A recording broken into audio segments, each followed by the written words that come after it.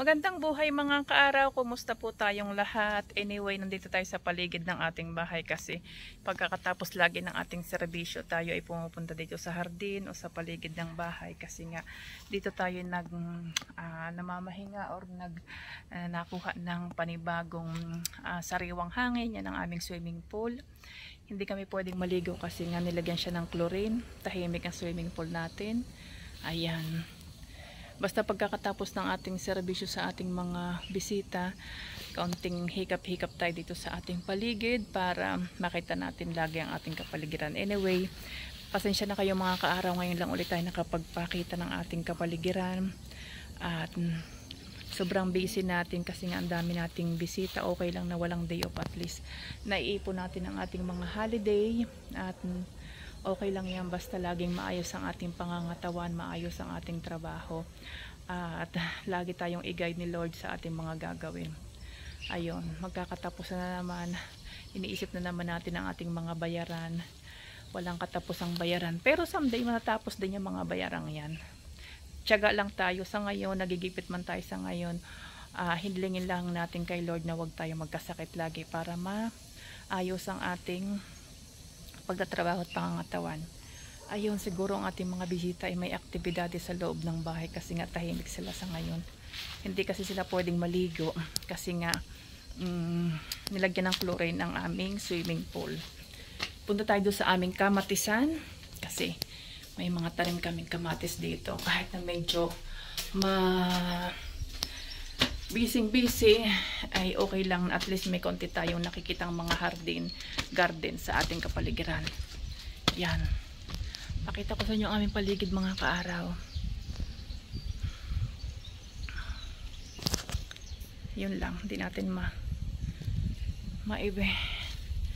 maibak ang ating cellphone.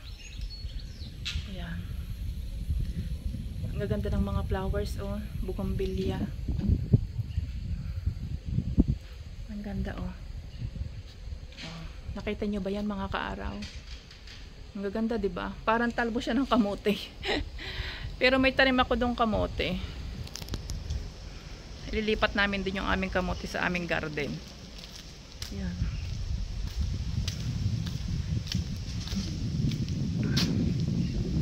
Yan mga kaaraw, oh. Charan! Ayun. Ang ganda, 'di ba? Yan. 'Yun ang aming isang bodega ng kotse. Doon. Dito yung aming garden. Tamo mga kaaraw ang ating mga paligid kasi nga summer na. Talagang ang mga flowers natin ay namumukadkad mga kaaraw. Anyway, kumusta ang mga buhay-buhay natin? Kumusta ang mga buhay ninyo?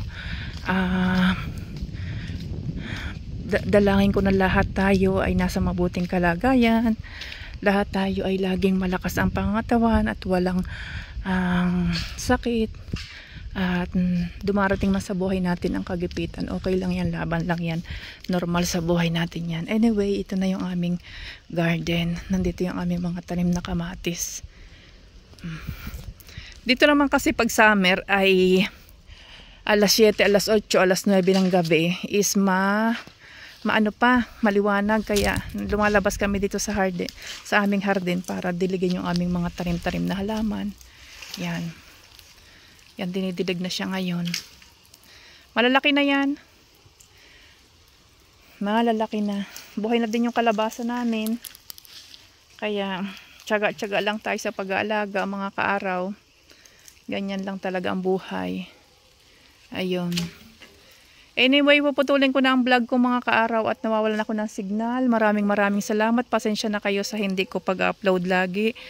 At siguro ngayong winter na uli ako araw-araw makakapag-upload kasi nga ang hirap mag-upload nung ang dami nating ginagawa, inaasikaso. Kaya wag nyo sana akong pabayaan, lagi nyo akong suportahan, i-follow, like, and subscribe para nyo ng awa, para ako ay magkaroon ng subscriber, followers. Mga kaaraw, wag nyo akong pabayaan. Thank you sa lahat at shout out sa aking mga followers, sa lahat ng mga viewers. Thank you so much. Happy lang tayo. God bless. I thank you, Lord.